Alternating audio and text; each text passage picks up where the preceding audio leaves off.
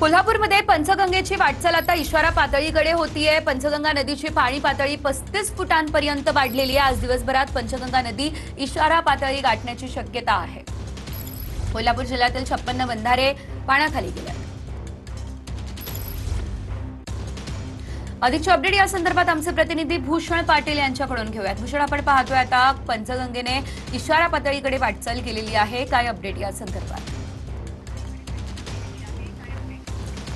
नक्कीच सलग 7व्या दिवशी कोल्हापूर जिल्ह्यामध्ये धुवाधार असा पाऊस पडतोय आणि त्यामुळेच या सगळ्या नद्यांच्या पाणी पातळीमध्ये मोठी वाढ होताना आपल्याला बघायला मिळते। पंचगंगा नदीची पाणी पातळी सध्या 35 फूट 2 इंचांवर पोहोचलेली आहे आणि इशारा पातळी गाठण्यासाठी अवघे 3 फूट पाणी आहे ते शिल्लक आहे। त्यामुळे आज दुपारपर्यंत किंवा सायंकाळपर्यंत ही पंचगंगा नदी इशारा पातळी गाठण्याची शक्यता आहे। जिल्ह्यात ज्या पद्धतीचा पाऊस पडतोय ते पाहता अनेक लघु आणि मध्यम प्रकल्प आता पूर्ण क्षमतेने भरलेले आहेत आणि त्यामुळे त्यातून होणारा मोठा विसर्ग जो आहे तो देखील या सगळ्या नद्यांमध्ये होतोय आणि त्यामुळे देखील या सगळ्या नद्यांची पाणी पातळी वाढत असल्याचं बघायला मिळते। काल दुपारपर्यंत कोल्हापूर जिल्ह्यामध्ये पावसाचा जोर कमी होता, मात्र सायंकाळनंतर पुन्हा एकदा धरण क्षेत्रामध्ये पावसाचा जोर आहे तो वाढलेला आहे। त्यामुळे धरणांच्या पाणीसाठ्यामध्ये देखील मोठी वाढ होताना बघायला मिळते। राधानगरी धरण हे जवळपास आता 48% भरलेलं आहे।